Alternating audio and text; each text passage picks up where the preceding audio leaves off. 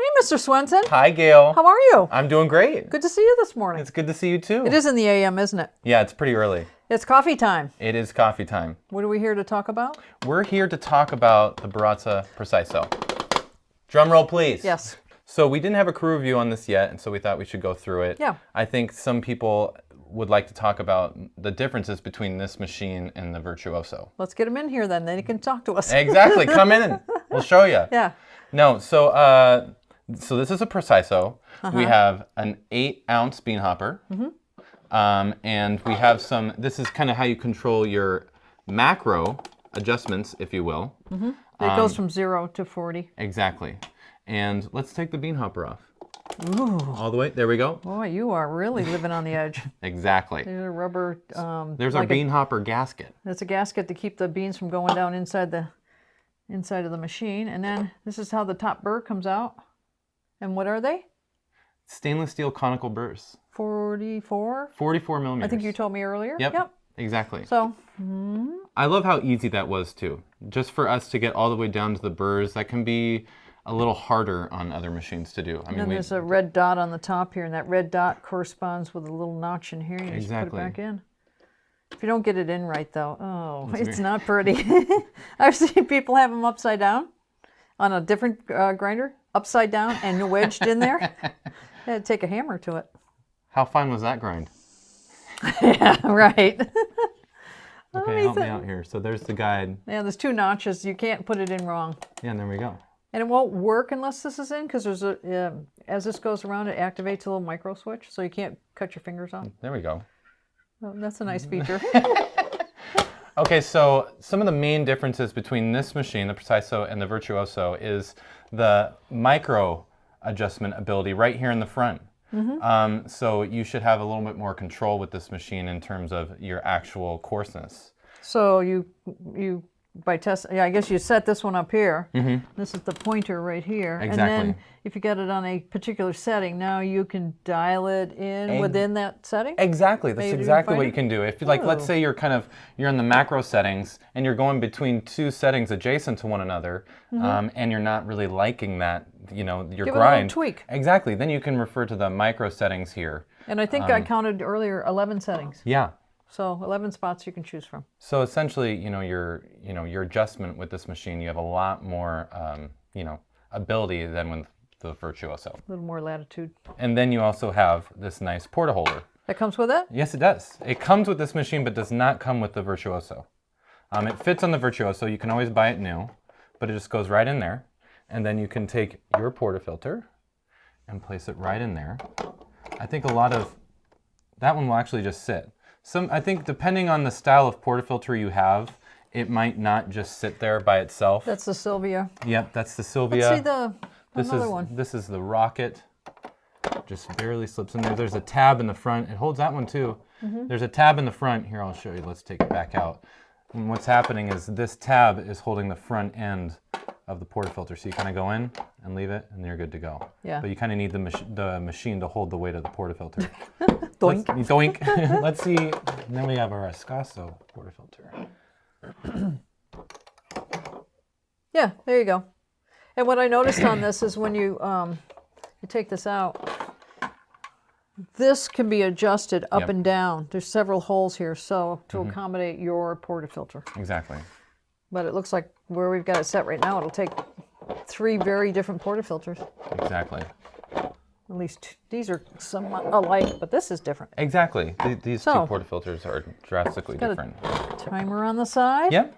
And that goes from, I think... 5 seconds to 60, I think. Right, 60 seconds. And I think the reason that it only goes to 60 seconds on these machines is they're not designed to do pounds and pounds of coffee all in one grinding. Exactly. Right? Exactly. And that is one, insight that we've gotten back from customers is that sometimes if it is run longer on the timer, the grounds can actually be a little hot. They do heat up a little bit. The machine has a tendency to get a little hot.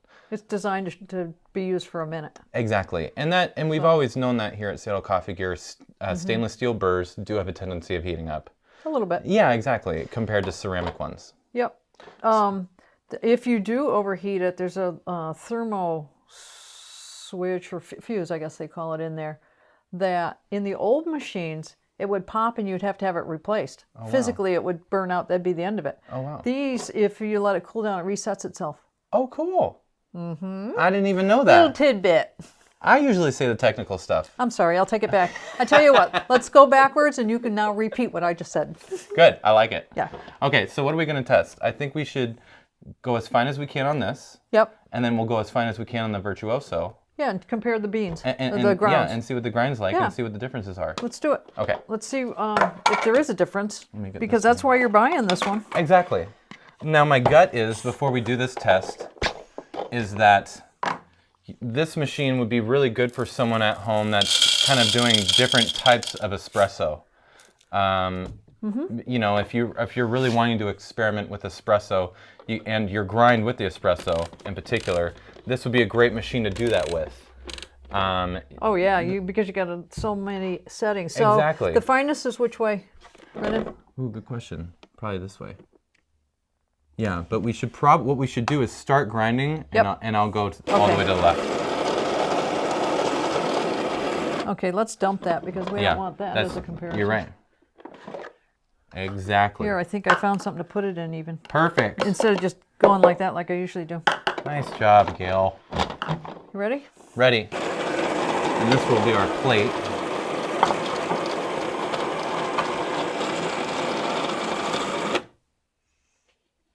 Drum roll. Yeah, that seems pretty fine. Wow. Oh yeah, that's really fine. A lot of people ask, you know, how do you really tell when it's sitting here in front of you? And what I try to do is attempt to feel an individual grain of coffee. And if I can't do that, and it's really hard to do here, that means it's really fine. Yeah, exactly.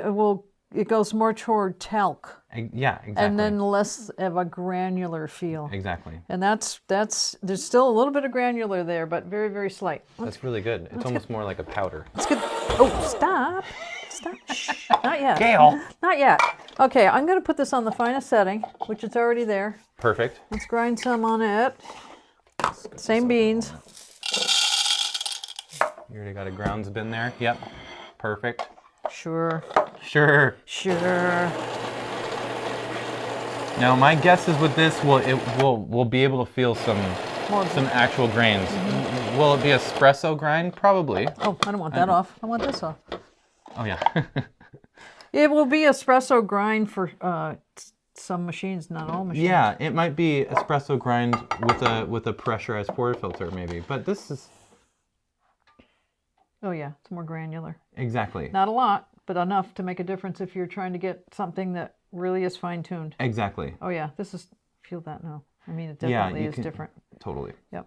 I would say if I was to compare, I'd say that if we were to put this like maybe up on 3 or so, and maybe this in the middle, it would probably equal that. I'm just guessing. Totally. Just guessing. I think, like I was saying, if you're really into experimenting with espresso in your home, this is probably what you would want. Yeah. The Virtuoso, don't get me wrong, totally works with espresso, but let's talk about the price points real quick. We have $2.99 and we have $2.29. And that comes with this, so it's kind of, you got your portaholder, it's all set up for espresso. So it's not too big of a price difference, and then you have all this extra ability. So those price differences are as of today. When this film is out 2 years down the road, and people are going, "Why can't I get it for that?" Yeah, don't quote us. But that's just giving you the relativity of the price between the two. If I were a consumer, I would probably go home with this because I like espresso. Yeah. And I like my Chemex pour over. I know you do. Do I say that in every video? Maybe. No, not every, but I would say maybe 30% of the videos we've mentioned your Chemex. Oh, I better cut that out. That's okay. That's all right. Can I talk about my Technivore? Of course. And all the other, I've had one of everything at home. One of every type of coffee maker.